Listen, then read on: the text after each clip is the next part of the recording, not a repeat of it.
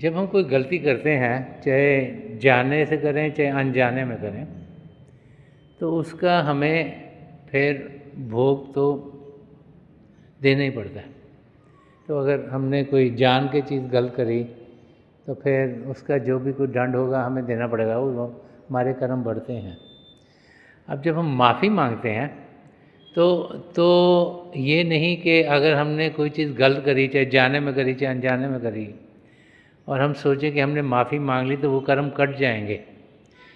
लेकिन वो इंसान जो माफ़ी मांगता है वो भी दो तरीक़ों से इंसान माफ़ी मांगता है।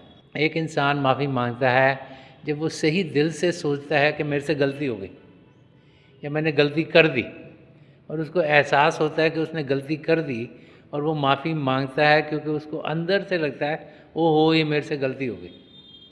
जब इस किस्म के इंसान माफ़ी मांगता है तो फिर जो कर्म ये माफ़ी मांग के हो रहे हैं, क्योंकि माफ़ी हम चाहे अपने अंदर मांगें, विचार में मांगें, चाहे बोल कर मांगें, चाहे कोई एक्शंस करके मांगें, जिससे भी हमने कोई गलती होगी जिनके लिए उनसे बातचीत करें या किसी तरीके से उनको बताएं, तो उसका भी कर्म बनता है, तो उसका कर्म बहुत अच्छा बनता है। ये नहीं कि पुराना कर्म सारा कट जाएगा, ये भी नहीं कि जो बुरा कर्म है वो अच्छे कर्म से कैंसल आउट करेगा।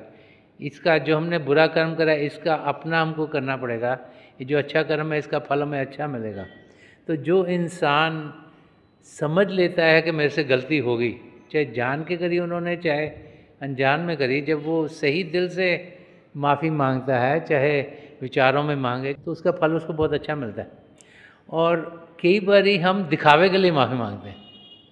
बहुत से लोग क्योंकि प्रेशर पड़ता है, फैमिली का प्रेशर, इधर से प्रेशर उधर से प्रेशर, तुमने ये क्यों कर दिया, तुमने वो क्यों कर दिया, तो इंसान कहता है हाँ जी मैं माफ़ी मांग ले, अंदर से नहीं मांगता, तो उसको कोई बहुत ज़्यादा फ़ायदा नहीं होता।